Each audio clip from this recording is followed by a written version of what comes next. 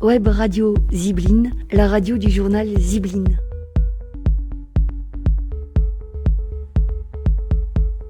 Des expositions sur le graphe en Méditerranée et l'âge d'or du hip-hop, des interrogations sur la recherche filmée en sciences sociales, le regard de la librairie du Mucem sur Ville affamée de Caroline Steele, un extrait du grand entretien avec l'anthropologue Philippe Descola et le foisonnement de la première édition du festival littéraire Oh les beaux jours. Il y a tout ça dans Comme au Mucem 27e édition, traversée mensuelle web radiophonique du Mucem sur Web Radio Zibline. Le 12 mai s'ouvrait au Mucem l'exposition Graphe en Méditerranée et Hip-Hop, un âge d'or au MAC, musée d'art contemporain de la ville. Un reportage pour Comme au Mucem de Faustine Opex. Depuis les années 90, le Mucem conduit un travail d'enquête sur les pratiques urbaines contemporaines. Ces réflexions amènent à mieux comprendre les rapports sociaux en milieux urbains, mais aussi la question de l'appropriation et de la conquête de l'espace public par des pratiques qui se revendiquent de la rue. En parallèle, le musée a mené un travail de collecte ayant abouti à la constitution d'une des plus importantes collections de graphes, comptant plus de 1500 objets. Cette collection est présentée à Marseille au sein de 2 institutions. Au Mucem, d'une part, avec l'exposition qui s'intitule « Graphes en Méditerranée » et au MAC, Musée d'art contemporain d'autre part, une exposition s'intitulant « Hip-Hop, un âge d'or ». Lors de l'inauguration, le 12 mai 2017, Jean-Roch Bouillet, conservateur en charge de l'art contemporain au sein du Mucem, explique cette démarche. Alors l'idée vient du fait que le MAC avait depuis plusieurs années le projet de réaliser une exposition sur le hip-hop et qu'il se trouve qu'au Mucem on a une très importante collection sur le hip-hop, le graphe, les cultures urbaines constituée par Claire Calogirou depuis la fin des années 90 et qu'on se dit que voilà, c'était trop bête en étant dans la même ville de ne pas établir une collaboration autour de ce sujet que nous avions en commun. Le conservateur poursuit et explique la distinction faite entre les 2 expositions. Le MAC s'est plutôt consacré à la dimension historique du mouvement, son point de départ aux États-Unis, son arrivée en Europe. Et du coup, on s'est dit qu'on allait d'une certaine manière ici au Mucem prendre le contre-pied de cette approche en mettant plutôt en valeur la partie qui a été collectée plus récemment. L'exposition Graphes en Méditerranée, située au Mucem, permet de découvrir l'œuvre de graffeurs de 5 pays, France, Italie, Espagne, Maroc et Tunisie. L'artiste espagnol Fassim est présent lors de l'inauguration. C'est vraiment lui la légende du graphe barcelonais pour le coup, et qui est un digne représentant de ce qu'on appelle la old school espagnole. Je s'appelle German Bell, Fassim de son nom d'artiste graffiti. Dans cette exposition, il a présenté du graffiti wall style, différentes pièces, à la fois des esquisses, mais également un collage et aussi une toile qui est plus proche de son langage plastique actuel. L'artiste français Basto est également présent. Dans l'exposition, j'ai 3 pièces qui sont présentées. Donc il y a une première pièce un peu historique qui s'appelle un nameplate. En fait, dans les années 90, tous les taggers portaient ça à la ceinture. C'est tout simplement en fait votre nom de tag avec une boucle en métal, avec les lettres en fer également. Donc c'est très discret quand on se fait arrêter par la police à l'époque. Et j'ai également 2 cartons entoilés qui mesurent donc 35 par 27 cm, qui sont des travaux de 92. Un ayant pour thématique le sida, parce qu'à l'époque c'était une grosse préoccupation, et l'autre un petit peu plus généraliste, où en fait c'est une interrogation qui s'intitule Art It's Graffiti. En parallèle des œuvres, a été exposé un ensemble d'objets, des affiches, des autocollants, marqueurs, des bombes de peinture, des magazines. Ces objets du quotidien permettent de mieux appréhender le travail des artistes. Claire Calogirou, co-commissaire de l'exposition, précise. Les objets qui ont été rassemblés racontent à la fois leur manière de vivre, leur sociabilité, leur passion, bien sûr.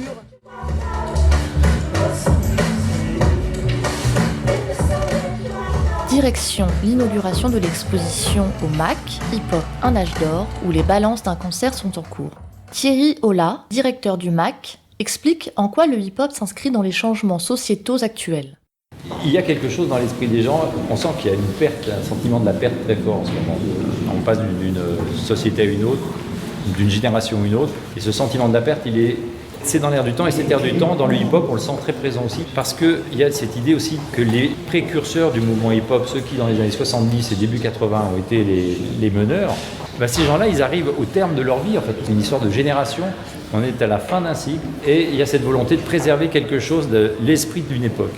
Cette rétrospective a pour ambition de favoriser les croisements entre toutes les disciplines qui ont été fécondées par le mouvement hip-hop, que ce soit la musique, la danse, la mode, le cinéma, les écritures, le graffiti, les tags bien sûr, mais aussi la photographie. Thierry Ola précise. On a eu l'idée de faire cette exposition et de la construire en 5 chapitres. 2 chapitres très historiques au départ, donc on démarre avec les années 70 pendant le tout début, et puis ensuite les années 80 où on voit que le hip-hop a traversé l'Atlantique et que ça se développe aussi bien en Europe qu'aux États-Unis. La suite de l'exposition, encore 3 travées, la suivante est dédiée au succès, c'est-à-dire après la deuxième moitié des années 80, c'est vraiment les rappeurs, les danseurs connaissent de plus en plus le succès. Et par contre, pour les graffeurs, c'est un peu moins ça, puisque les lois sont de plus en plus sévères. Et puis, la tentative aussi de certains des graffeurs de se rapprocher du milieu de l'art avec un grand A cette fois. Après les années 87-88, ça commence à capoter parce que les meilleurs de tous ces gens qui sont portés par cette vague, ce sont ceux qui ont fait des écoles d'art et qui vont en tirer profit, c'est Kiefer Ring, c'est Basquiat, c'est Kenny Sharp, etc. Voilà. Mais par contre, on s'est dit qu'il fallait qu'on retourne vers la rue dans la travée suivante, en reprenant le sujet des graffiteurs, en voyant leurs apports, et en particulier tout ce qui concerne les signatures en particulier. Et dans la dernière travée, c'est l'apogée du hip-hop, celui qu'on connaît aujourd'hui, c'est-à-dire un hip-hop qui est une culture qui est intégrée à la culture du monde global, donc une culture totalement partagée, et puis des effets économiques liés à cette culture, les produits dérivés, les publications, la diffusion.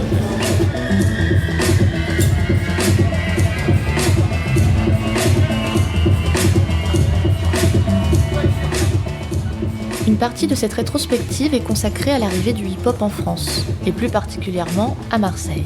Claire Calogero en parle. Cette arrivée en Europe, elle se fait en fait avec les animateurs de radio, ceux qui étaient amoureux des musiques noires et qui, sur les chaînes de radio qui venaient de se libérer, faisaient un certain nombre d'émissions. Donc on avait Sydney, on avait Chabin, on avait Dynasty. Et donc on peut dire quand même que c'est eux qui, en animant les discothèques où allaient les jeunes, alors à l'époque les jeunes des quartiers, danser dans l'après-midi, ont fait arriver alors à la fois les musiques black et puis progressivement le rap. Jean-Pierre Mahero a été le premier et longtemps unique photographe à avoir suivi le mouvement hip-hop dès les années 80. Moi je suis plasticien et je suis passionné de photographie et de musique. J'adorais cette mouvance américaine, le blues, la soul, le funk. Et puis il y a eu le hip-hop. Et là, pour moi, ça a été une découverte, surtout de la scène marseillaise. Il s'est passé quelque chose et j'ai suivi le mouvement. Le MAC, c'est de la reconnaissance de tous ces gens qui font partie de cette famille. Une reconnaissance institutionnelle de plus, donc au MAC, Musée d'art contemporain de la ville de Marseille, pour tous ces acteurs de la culture hip-hop, comme vient de nous le dire au micro de Faustine Opex, le photographe Jean-Pierre Mahero. L'exposition hip-hop Un âge d'or est à voir jusqu'au 14 janvier 2018 au MAC. Par contre, il faudra se dépêcher un peu plus pour aller voir au Mucem Graph en Méditerranée, une exposition qui se clôturera le 2 octobre prochain. C'est au Fort Saint-Jean, dans les locaux de l'Institut méditerranéen des métiers du patrimoine, que se sont déroulées 2 journées d'études et de projections, les 18 et 19 mai, autour des questions liées à la recherche filmée en sciences sociales, ouverture à l'image et légitimité scientifique. Quelques échos dans Comme Mucem de ces journées, recueillis par Chiara Forlani.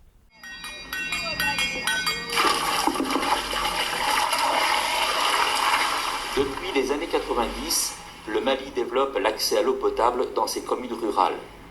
L'État malien est soutenu dans ce projet par des organismes financiers internationaux comme la KfW en Allemagne ou l'AFD en France, l'Agence française de développement. L'Institut des métiers du patrimoine, dont le QG se trouve au Mucem, a organisé 2 journées d'études au sujet de la pratique audiovisuelle appliquée aux sciences sociales, jeudi 18 et vendredi 19 mai. Ce double rendez-vous, qui a été appelé la recherche filmée en sciences sociales, a invité plusieurs chercheurs à partager leurs pratiques audiovisuelles avec les doctorants pour les aider à légitimer scientifiquement leur expérience sur les terrains derrière la caméra. Cette initiative est née de la volonté pédagogique de Guy Faure, directeur de l'Institut des recherches asiatiques, et de Rosemary Cano, ingénieure audiovisuelle au sein de la Maison Asie-Pacifique du CNRS. Moi, ce qui m'intéresse le plus d'ailleurs, c'est d'inviter les jeunes, les doctorants, en fait de leur transmettre tout ce que je peux pour filmer la recherche. Finalement, j'ai compris leur difficulté. C'était ça l'enjeu en fait. C'est un manque de légitimité. Parce que filmer pour des chercheurs, d'abord filmer ça ne va pas de soi pour personne, mais pour des chercheurs, ils sont tenus dans des cadres restrictifs, mais en tout cas des cadres scientifiques très déterminés. Donc là, l'image, c'est encore un peu difficile. Heureusement, il y a des chercheurs qui s'y sont quand même bien investis. Donc l'intérêt de ces journées, c'était vraiment d'amener, enfin en tout cas de demander aux chercheurs de partager leur expérience filmique dans la recherche. Il s'agit surtout de méthodes, puisqu'ils sont très rationnels. Hein. Donc là, l'objectif, on a commencé vraiment à en parler, mais c'est de trouver un équilibre entre le rationnel et l'intuitif, presque l'émotion. On va y arriver, mais en tout cas, c'est sûr que c'est d'accepter cet imprévu et puis c'est d'accepter peut-être aussi un lâcher prise sur l'image parce que c'est peut-être moins facile pour eux de la cerner, quoi. Il y a des soucis bien sûr techniques, mais pas que techniques, hein. Donc des problématiques d'anonymat, de réflexivité qui sont absolument... Les projections, les interventions des chercheurs et les échanges avec les documentaristes, aspirants ou expérimentés, ont largement exploré les enjeux de la pratique filmique et la complémentarité entre documentaire et les postures des sciences sociales. La réflexion épistémologique a été accompagnée d'indications sur les pratiques et les techniques de l'audiovisuel. Il a fallu alors examiner les retombées du cadrage, du montage, de l'intrusion de la caméra dans un milieu humain et aussi s'interroger sur les modalités d'entrée dans le terrain. Alors, il y a documenté et entre guillemets documentarisé, ou le document et le documentaire. Documenter, c'est enregistrer le réel de façon de produire un document. Et puis il y a l'idée de documentaire qui renvoie à un positionnement différent du sujet, du réalisateur, construisant un regard singulier sur le monde. Donc c'est l'idée de reconstruire la recherche par l'écriture documentaire. Et donc là, il y a un terrain, j'allais dire, de confluence entre des approches de cinéma documentaire de création et le chercheur. L'expérience filmique, elle nourrit la recherche aussi. Même si ça ne transparaît pas dans le film, même s'il y a plein de choses, puisque le film c'est que des choix multiples, elle donne une autre façon de faire de la recherche, qui est extrêmement riche. Oui, justement, moi aussi je viens d'une formation du documentaire et j'ai eu l'occasion aussi de pouvoir faire des réalisations au Togo et j'ai pu avoir différentes relations aussi avec les gens. Il y avait un refus catégorique de la caméra.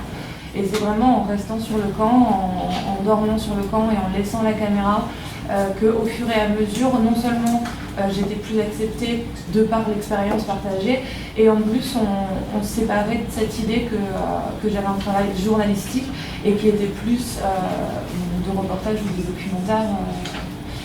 Maintenant, j'ai un peu cette question de comment me présenter en fait. Est-ce qu'il y a eu des changements dans vos démarches quand vous vous présentez en tant que chercheur? Et des moments où vous sortez la caméra, est-ce qu'on dit bah oui mais il y a un intérêt tout autre là What is film? That you know that first time which one was not recorded was the best. La recherche filmée en sciences sociales, ouverture à l'image et légitimité scientifique, c'était les 18 et 19 mai au MUSEM, Fort Saint-Jean, Institut méditerranéen des métiers du patrimoine. Tous les mois dans Como MUSEM, la librairie du MUSEM nous fait part de son coup de cœur. Pour un livre, ce mois-ci, c'est Laetitia Martel qui nous parle de Ville affamée, un essai signé Caroline Steele. Ce mois-ci, j'ai choisi de vous parler d'un livre génial que j'ai adoré et qui s'appelle Ville affamée. Il est paru aux éditions Rue de l'Échiquier il y a quasiment un an de ça. L'auteur de cet essai, Caroline Steele, est architecte de formation, enseignante, et très tôt dans son parcours, elle s'est interrogée sur le lien entre l'alimentation et l'architecture de la ville et de ses périphéries, mais également interrogée sur l'impact de la culture intensive afin de nourrir la ville sur le paysage, notamment en Angleterre puisque c'est là qu'elle vit et que j'imagine que c'est ce qu'elle connaît le mieux. Cet ouvrage est constitué de 7 chapitres qui ne respectent pas un ordre chronologique mais thématique. C'est-à-dire qu'on suit le trajet de l'aliment, de la terre où il est cultivé, aux égouts et aux décharges où il termine sa route.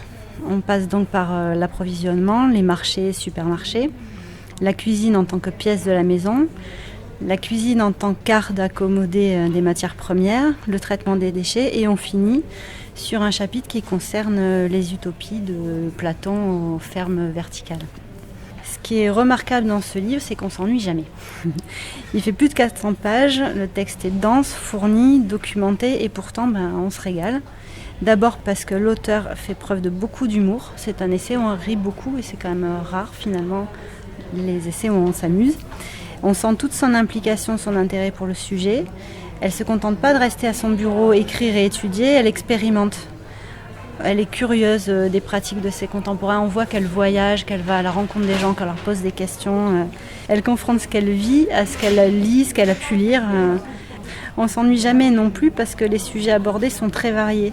On apprend comment l'invention du chemin de fer a changé la physionomie des villes en repoussant les animaux en dehors du centre. On apprend l'emprise des supermarchés sur les communes, comment par exemple ils achètent leur emplacement en échange d'équipements sportifs, comment dans les années 70-80 l'essor des produits surgelés est allé de pair avec l'essor du travail des femmes. Comme il a été écrit en 2007-2008, on n'y lira pas tout ce qui s'est passé les 10 dernières années, comme la baisse de la consommation en général, et la baisse de vente de viande qu'on constate notamment les mois derniers. Ce sont néanmoins des sujets qu'elle aborde. Il est question de slow food, par exemple, de tout ce qui est circuit court, de vente en vrac. En tout cas, ce sont des directions qu'elle propose comme solution. J'aimerais bien dire quelques mots aussi sur la maison d'édition Rue de l'Échiquier, qui est spécialisée en sciences humaines et sociales et qui fait partie de ces éditeurs qui proposent des textes de réflexion qui sont accessibles au plus grand nombre, des livres qui permettent de comprendre notre monde et d'agir dessus. Pas des livres avec des constats apocalyptiques et qui nous laissent démunis, sans piste, sans rien. Voilà. Je pense que c'est une maison d'édition à suivre. C'est chez Gallimard en 2005 qu'est paru le fameux essai de l'anthropologue Philippe Descola, Part de la nature et culture. Un ouvrage théorique inspiré de son expérience de vie de 3 ans chez des Indiens Jivaro de Haute-Amazonie, les Achuar. Ouvrage dans lequel il proposait, selon son éditeur, une approche nouvelle pour répartir continuité et discontinuité entre l'homme et son environnement. Nouvelle approche qui est une cosmopolitique dont il nous a parlé à l'occasion de sa venue le 18 mai au Mucem pour la conférence « Penser la nature à l'heure de l'Anthropocène », l'une des nombreuses conférences imaginées dans le prolongement de l'exposition Vie d'ordures. Extrait de ce grand entretien que Philippe Descola a accordé à Web Radio Zibline, grand entretien mené par Alain Père. On est englué en quelque sorte dans l'immédiateté du présent. Pour simplifier outrageusement, donc, il ne s'agit pas de faire des pistes cyclables et de traiter les déchets, il s'agit de traiter en profondeur les sujets politiques, et vous orientez vers ce que vous appelez un cosmopolitisme. Et m'a-t-il semblé, c'était un des moments de votre conférence, dans les pays d'Amérique latine, aux Andes par exemple, grâce à la présence de populations indigènes et autochtones, les luttes sont beaucoup mieux comprises. Il ne s'agit pas de faire une intervention sectorielle, il s'agit de comprendre qu'est-ce que c'est qu'un écosystème, qu'est-ce que c'est qu'un milieu. Par exemple, vous parliez longuement d'un exemple en 2006, d'un combat des populations autour d'une montagne des Andes. Voulez-vous nous rappeler ce dont il s'agissait ? Oui, on a tendance à voir, encore à l'heure actuelle, certaines des luttes que l'on qualifie d'écologiques menées par des populations autochtones qui sont agressées dans leur milieu de vie, dans leur vie quotidienne, en particulier par des projets d'exploitation des ressources fossiles. On a tendance à voir ces luttes écologiques comme correspondant aux nôtres, c'est-à-dire comme luttant, et elles le sont en partie, c'est vrai, luttant contre la spoliation territoriale, luttant contre la pollution de l'air, des eaux et des sols, etc. Mais derrière cela aussi, il y a des formes assez différentes de conception de ce que c'est qu'un collectif. Et un collectif, c'est pas uniquement une société qui est parachutée dans un environnement qu'elle exploite et dont elle tire qu'elle met en valeur, dont elle tire des richesses. Un collectif, c'est un assemblage d'humains et de non-humains qui peuvent prendre des formes d'ailleurs assez différentes autour du monde et qui dans les Andes constituent un ensemble dans lequel des non-humains qui pour nous sont inertes, c'est-à-dire par exemple des montagnes, des rochers, des sources, des lacs, etc., sont conçus comme des divinités ou comme des êtres en tout cas, qui font partie de la vie sociale quotidienne, et lorsque l'on importune ces êtres lorsqu'on ne fait pas droit à leurs besoins, à leurs désirs, etc. Ils peuvent se venger, ils peuvent provoquer des glissements de terrain, ils peuvent provoquer des avalanches, etc., etc. Et donc, les luttes de populations autochtones que j'évoquais dans les Andes, elles visent à faire droit aux droits de ces êtres que nous considérons comme des produits de l'imagination. Et c'est une façon intéressante, me semble-t-il, de concevoir ce que j'appelle la cosmopolitique, c'est-à-dire au fond une politique qui ne se borne pas à des conflits de monde entre humains, mais à des conflits de monde complets, à des conflits de monde entre des mondes qui sont peuplés tant par des humains que par des non-humains. Et c'est ce que nous avons abandonné, cette forme de cosmopolitique, au moment même où Kant, dans son projet de paix perpétuelle, met en avant cette idée de cosmopolitique comme la nécessité fort légitime que tous les peuples se dotent d'institutions qui leur permettent de mener une vie civilisée. Il élimine du même coup de ces peuples toute une partie des composantes des collectifs qui, jusqu'au XVIIe siècle, encore au XVIIIe siècle, et en particulier dans les campagnes, constituaient des éléments fondamentaux de la vie quotidienne qui sont de toutes sortes de non-humains. Et donc, ce que j'entends par cosmopolitique, c'est précisément la nécessité de restaurer des formes de présence, d'attachement, de représentation des non-humains dans la vie politique.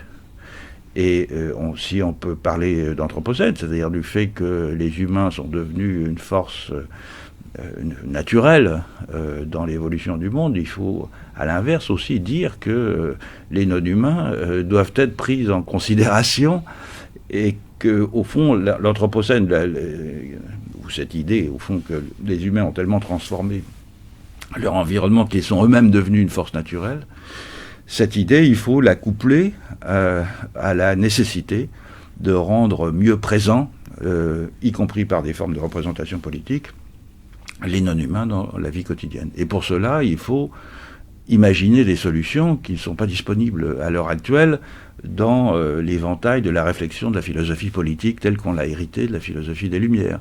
Et l'anthropologie a ceci d'intéressant qu'elle offre des modèles alternatifs, non pas qu'ils soient transposables tels quels. On ne va pas fonctionner comme dans l'Empire Inca ou comme dans la Chine du XIIe siècle. Mais l'histoire et l'anthropologie nous montrent qu'il y a d'autres façons d'imaginer des rapports entre humains et non-humains que ceux auxquels nous sommes habitués depuis, au fond, pas plus de 2 siècles et demi, 3 siècles.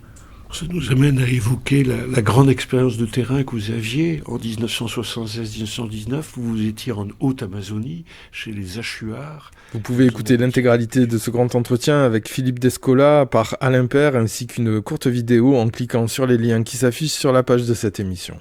Dernière étape de notre traversée du Mucem en ce mois de mai 2017 avec le festival littéraire Oh les beaux jours. Un festival qui a bivouaqué du 25 au 28 mai dernier au Mucem avec une multitude de propositions croisant littérature, musique, sciences humaines et photographie. Un reportage de Chiara Forlani.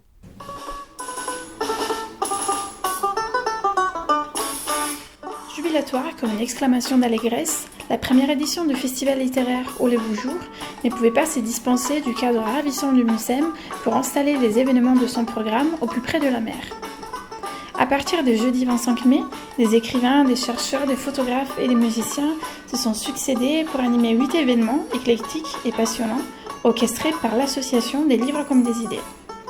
Oh les beaux jours est un projet ambitieux qui sort des sentiers battus pour célébrer la littérature dans son hybridité. Nous avons demandé à Fabienne Pavia, directrice du festival avec Nadia Champaigne, de décrire ce festival, et elle l'a fait ainsi. L'idée est née de Nadia Champaigne, une libraire marseillaise, et moi-même, qui avions envie de montrer que dans la deuxième ville de France, dont on dit souvent que le rapport à la lecture et au livre est difficile, et bien que cette deuxième ville de France pouvait faire la démonstration qu'elle était à même d'accueillir des écrivains et de faire je dirais, dialoguer la littérature contemporaine avec plein d'autres formes d'expression artistique.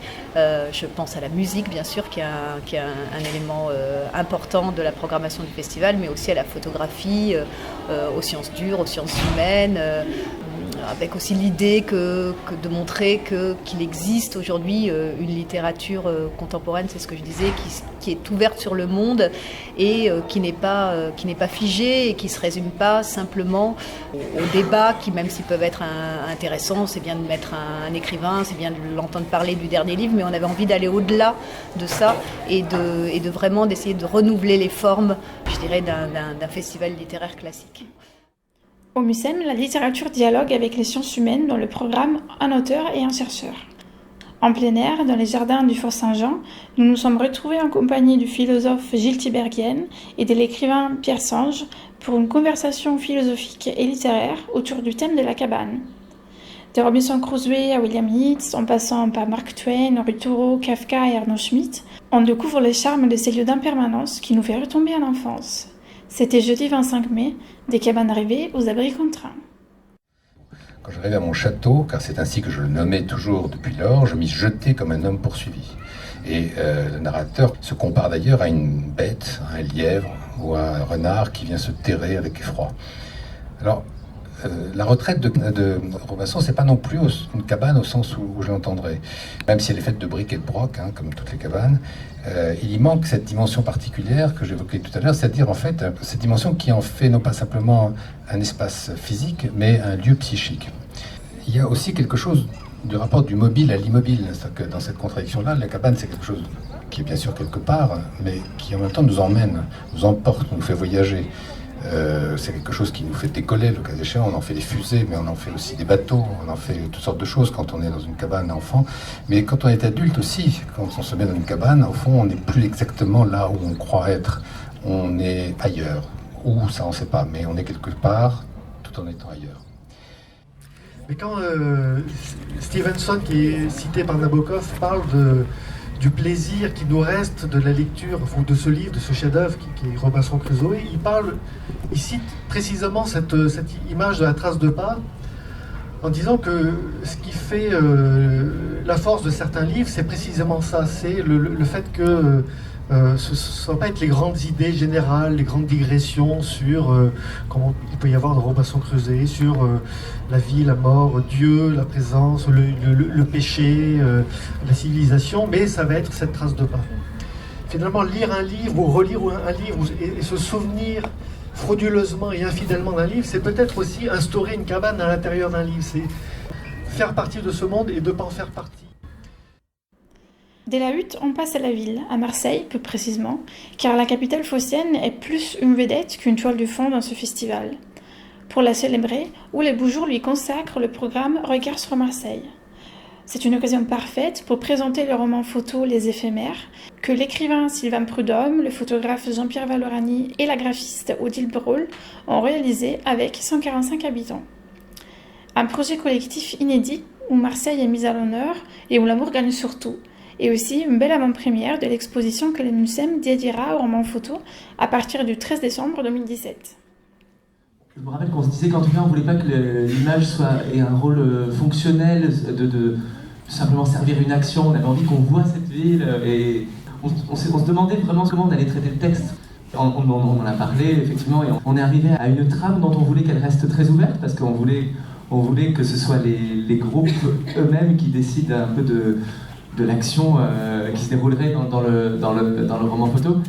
Voilà, alors on avait cette idée d'un personnage qui serait lui-même dans une situation d'attente, une situation de contemplation, et avec cette idée des éphémères, donc des petits insectes qui se déplacent comme ça par nuages et qui traversent les océans, qui peuvent arriver, mais on ne savait pas du tout s'il y aurait vraiment des éphémères ou pas. C'était juste l'idée de quelque chose que la ville attend, en fait, une rumeur, quelque chose qui pourrait arriver.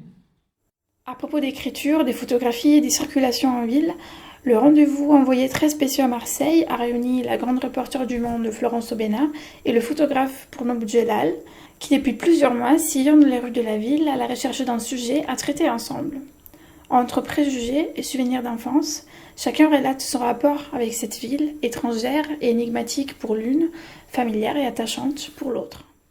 C'est-à-dire que c'est vrai que quand cette proposition m'est venue de travailler à Marseille, qui était une proposition de dire voilà, venez donc à Marseille, installez-vous 1 semaine, 2 semaines, 3 semaines, 2 mois, et racontez-nous la ville, j'ai immédiatement dit non. Comme vous le voyez d'ailleurs. Parce que alors, pour moi, s'il y a une ville qui est absolument hermétique et incompréhensible, c'est Marseille. Le sud, c'est vraiment pas chez moi. Je n'y ai pas mes marques, et donc pour moi, c'est l'absolu étranger. Et c'est d'autant plus étonnant que donc je suis grand reporter depuis maintenant une 20aine d'années, et partir à un endroit que je ne connais pas, c'est mon métier. Mais Marseille, c'était trop loin. Trop loin, trop compliqué, donc j'ai dit non, c'est pas possible. On a un peu insisté, etc. Et au bout d'un moment, je me suis dit, c'est quand même un rendez-vous manqué. Bruno, vous, c'est un peu le contraire, parce que Marseille, vous me disiez, Marseille, ça me rappelle moi, beaucoup de choses que je connais bien, donc vous avez plutôt un rapport beaucoup plus intime avec la ville. Un petit peu. Après, l'idée, c'est que moi, je me sens un peu nulle part chez moi. Même moi, je viens de la banlieue, en région parisienne. C'est toujours un peu compliqué. J'ai eu le sentiment, depuis quelques années, que Marseille, il y avait quelque chose, qu'il y avait un peu quelque chose du chez-soi. J'en suis moins convaincu maintenant, ce qui est intéressant. J'ai l'impression d'être moins chez moi.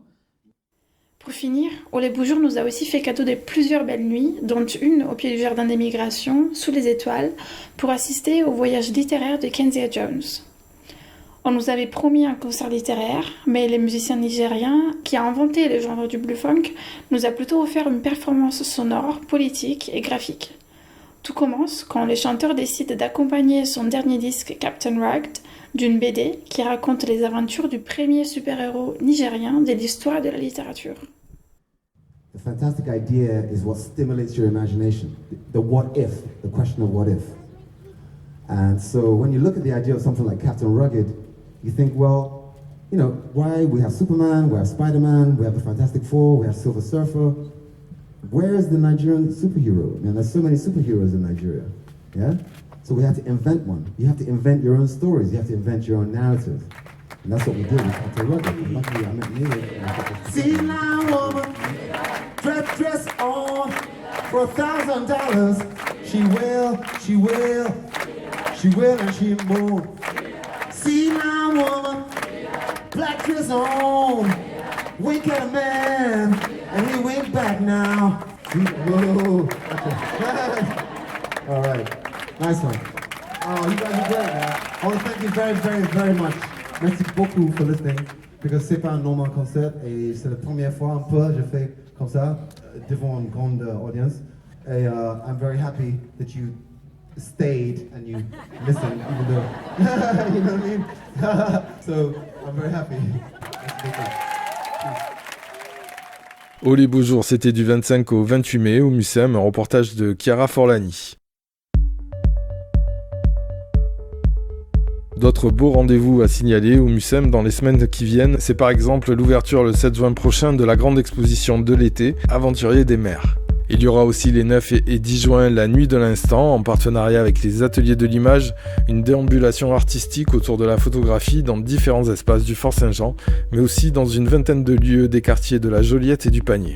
Enfin, le cycle Nature Culture Ordure qui continue avec une conférence le 8 juin à 19h de l'architecte et designer urbain Léon Telvision autour de la crise des déchets à Beyrouth, et le 15 juin à 19h également avec le philosophe Bern M. Scherer, L'âge de l'homme, un défi pour la culture et la connaissance. C'était Comme au Mucem, 27e édition, merci d'avoir été à l'écoute et à bientôt sur Web Radio Zibline. Web Radio Zibline, la radio du journal Zibline.